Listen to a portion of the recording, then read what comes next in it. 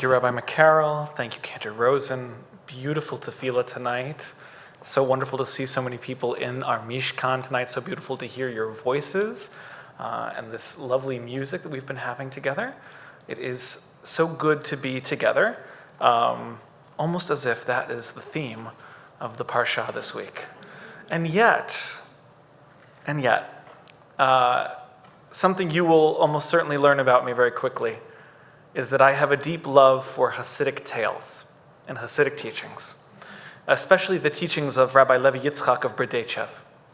And my own teacher, who was also named and is also named Rav Levi, spent many hours teaching me about Rav Levi Yitzchak's sense of intense justice, the moral core which made him question the world around him, and also famously allowed him to hold God accountable for the pain that the people of Israel were going through in his own generation.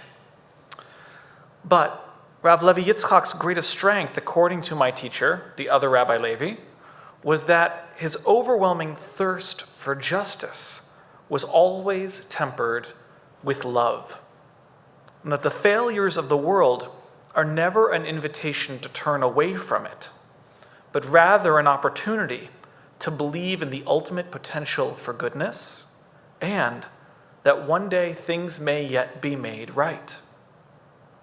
And so, the teachings of Rabbi Levi Yitzchak are often two-toned.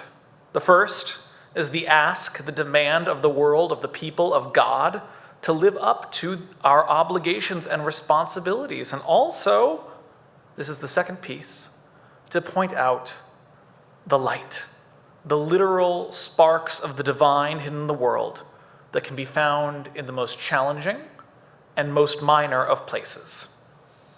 And as a result, he reads this week's Torah portion, Parshat Balak, with a rather unique lens, because he has no interest in talking about talking donkeys or invisible angels or blessings and curses. And instead, he digs simply into the scene setting, the narrative tidbit which begins the Parsha, something that many of us, myself included, simply roll on through. His Drash begins, Moab feared the people greatly, for they were many. Moab abhorred the children of Israel.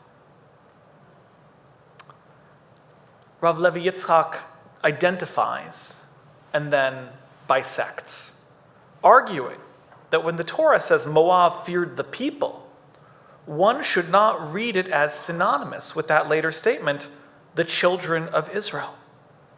The people that Moab fears are the mixed multitudes who have joined up with the original Israelites, which is a reminder that everywhere the Israelites went on their journeys, from their very first moment in Egypt up through the winding wilderness, and now as they get to the banks of the Jordan River, the Israelites are no longer just the descendants of Jacob. They are also the friends and the converts and the Gerim which make up all of Am Yisrael. And this gathering of souls and identities in all of its diversity, this is the people that Moab is afraid of. This is the many.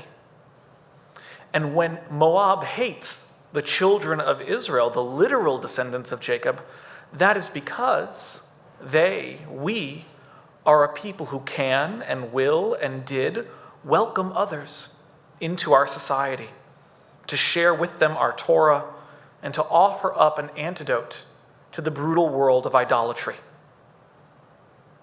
And that sounds pretty good. As a one-off statement, it's very nice. It's actually a very sweet little pat on the back for the Jewish people, and a not so gentle reminder that we should probably always try to live up to that reputation and live up to being genuine and generous and welcoming, so that people will come to us and know our God and know our Torah of their own free will. But here's the kicker. Rav Levi Yitzchak does not end there.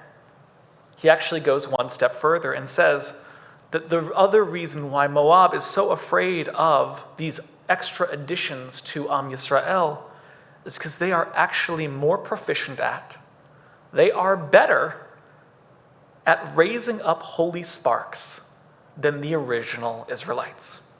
He quotes, "A person who is returning to God has an easier time uplifting the fallen sparks than someone who is, from birth, doing it already.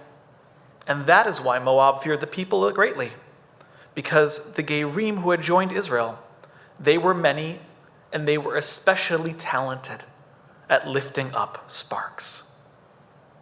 Which is to say that the king, the evil king Balak, is not only trying to quote-unquote protect his people in this interpretation from joining the Israelites en masse because people will join them, but he also is trying to protect them from the realization that they too could be living wonderful lives, creating light in the universe, if only they would simply cross sides.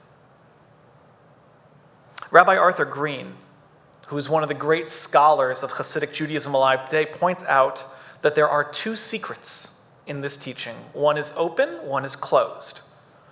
The closed secret is, fascinatingly, at the time of its writing, that this is a condemnation of the Russian Empire. Russia had recently annexed a huge section of Poland, and as a result absorbed many Jews who previously had been forbidden into the country. Balak, writes Rabbi Green, in late 18th century eyes must have seemed very much like Russia, both fearing and hating the Jews who are now passing through its territory. And it also exposed, according to scholars, a long-held and seemingly irrational fear held by the Russian establishment that when Russian society would encounter the Jew, even the Russian Orthodox Church might be tempted to Judaize, might be tempted to flirt with Jewish tradition and Jewish wisdom, and might even convert to Judaism. That's the closed secret. And this is the open secret, says Green. In our own day, this is still true, that many people who are born children of Israel, which is to say born Jewish, are a little bit less enthusiastic about Judaism, the rituals and the mitzvot, than those who come to us and choose us as the expression of their soul. And that the hard work of lifting up sparks might still come easier to those who have chosen that mission for themselves, rather than viewing it as just the tradition. And I admit, I find his commentary quite provoking, but I'm not sure it's what the original author intended. Because as I mentioned above, this is as a teaching that has all the hallmarks of a classic B'dei Shever drasha, a drasha from Rabbi Levi Yitzchak of B'dei Shev. There's a call to the Moabites, whoever they are today, to embrace justice. There's a condemnation on the cruelty of the Russians. There's praise for the common person's potential to cause change in the world. And there's an invitation to anyone who hears this teaching, whether they are a new student, a stranger, or a disciple, that each of you can do your part in tikkun olam, in repairing the world, in lifting up sparks. And so it seems to me that rather than condemning those who have seemingly dismissed their Jewish tradition, as Green is implying, I think of this really as an open invitation. Because who knows? Maybe you too, no matter how much or how little Torah you might know, maybe you have exceptional skills as well at raising up sparks. Which brings me to my final commentator for the evening. Rabbi Shai Held of Hadar in New York City comments on this parsha that there are few things as damaging to a student of Torah than over-familiarity with the text. Over-familiarity is the greatest danger to a student of Torah. You become convinced that you already know everything. And when you are convinced of that, you become incapable of learning anything. To learn Torah, then, is to be animated by the sense of not yet knowing. It's a bit of a paradox there. To learn Torah, one must assume that one knows nothing about Torah. And this, one reasons, is perhaps why those wanderers were so very good at lifting up the sparks of light, even better than their neighbors, because it's much easier to accept and admit that I don't know yet when you haven't been born into something, when you discover it for yourself later in life, and when it becomes something you seek for yourself.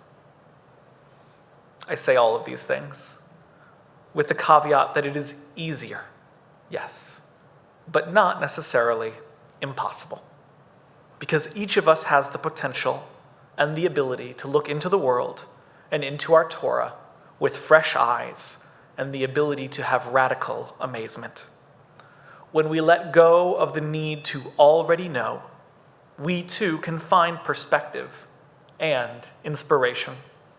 After all, this entire discussion stems from that one line, which, as I said, myself included, would have brushed over any other week as self-explanatory.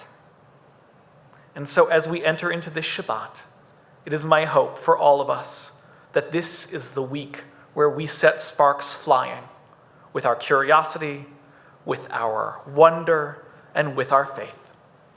Each of us contains multitudes, and whether you have been coming to study and pray for years, for your entire life, or perhaps even if this is your very first night or somewhere in between, may this be the Shabbat that you need. Shabbat Shalom.